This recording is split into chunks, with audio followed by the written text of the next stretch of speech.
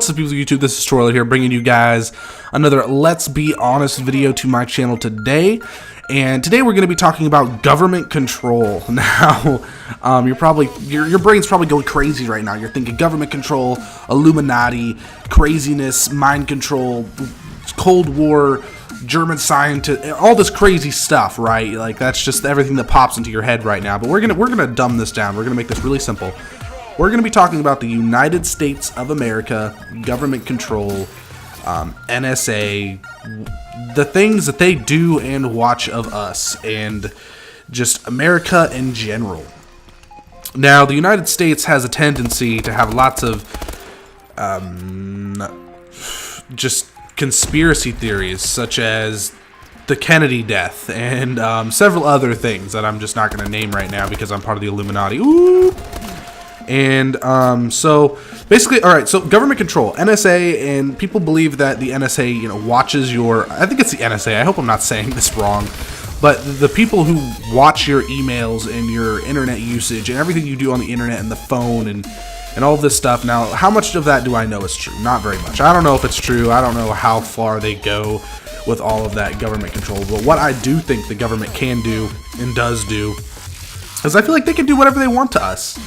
America stopped being a freedom country where we can do whatever we want after the World War II era. After that, I want to say probably the 60s is when it really started, when America stopped being as much of an American. It stopped being as much of a democracy and freedom as it used to be. They put on a show of it's what the people want. But I can promise you this, those candidates who turn into being presidents, I'm not going to say those are pre-decided, because I don't think that's really how it goes, but I think the people that choose who gets to be president more so than the citizens that president is, helping, I guess. Well, I don't want to say helping. This is the way I want to word it. The people who get to choose that president more so than the citizens that president is serving are that president's, team, in a sense. So you got Republicans, you got Democrats. It's like two separate teams, and I feel like if it's a Democratic president or a Republican president, those Republicans in that president's corner and those Democrats in that president's corner, aside from citizens, I'm talking about political candidates and partners and running mates and whatever, those are the ones who choose and decide who gets to be the president, not us citizens. Do we have a say in it? Very tiny say, and that's not just saying, like, me in particular, oh, I have a small say in who gets to be president. My thought doesn't really matter. I'm talking about all of us as a whole. We don't really get to have much of a say in this. It's just to make us feel good about ourselves. How hard do they really push us voting? Not very hard, because they don't care. They just genuinely don't. They say it is our right when we turn 18 to vote. How many of us actually vote from, my generation or, even the generation before me? How many of us actually vote? Not very many. I want to say anybody from probably the 80s on up, how many of us actually vote for who they want to be president? I think that the government here in the United States is very backwards. I feel like it went from being, let's keep our country free, let's keep the things in our country good and wholesome and a bright future. It turned from that into who can get the most amount of money, who can get things to happen in this country that they want to happen more than the other guy.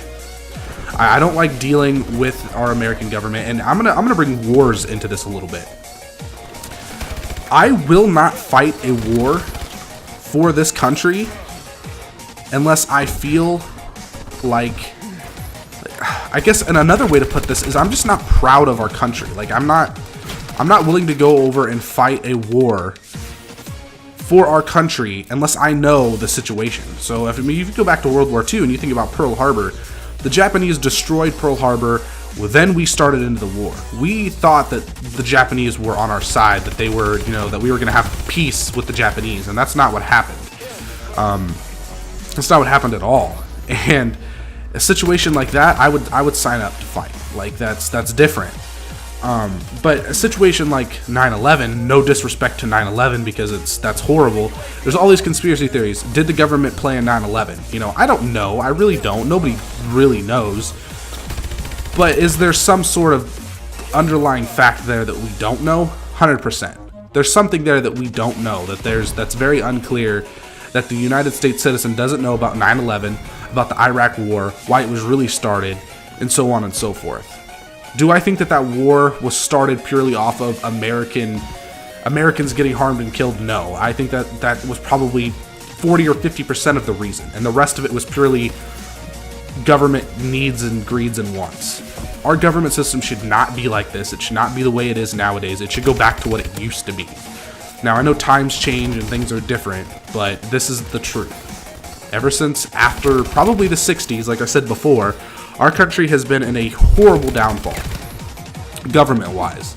And this government talk makes me want to talk about our medical system, okay? So, for example, over in Europe and in Canada and probably some other countries that I'm not aware of, going home with a bunch of medical bills after you have to go to the hospital, whether it's life or death or not, is a completely insane thing to think about. That just doesn't happen over there. That happens here, guys. It's here. In this country, we are the ones that get charged for our own well-being. I mean, I wish our medical system was set up like that, but not every place can be perfect. I guess at the end of this video, what I really want to say is that I want our country to stand for something. I want us to not just get involved in wars. I want us to not be the world police anymore. You know, we could have gotten involved in World War II before we did. We sat by, we remained silent until it affected us. I believe that's the way it should be. Some people will argue and say, well, you know, you got to stand up for those other countries. You know, and maybe there's some ways that we can break the rules there in ways in which we need to stand up for those countries that help us. You know, I don't know, for example, I don't know how close we are to France. I don't know how close we are to freaking China. I mean, I guess I kind of do. But if somebody was to hurt one of those countries, if we're close to them, then okay, you know, maybe we can intervene. But who gives a fuck about Korea? Who gives a fuck about ISIS? Not me. You know, none of us care. Anyways, guys, Twitter and Facebook links will be down in the description. The video you guys are going to see on the screen, the last video I made. Please remember to like and subscribe. It really helps my channel out, helps me grow, helps me get up there into those sub boxes and so on and so forth. Anyways, guys, deuces.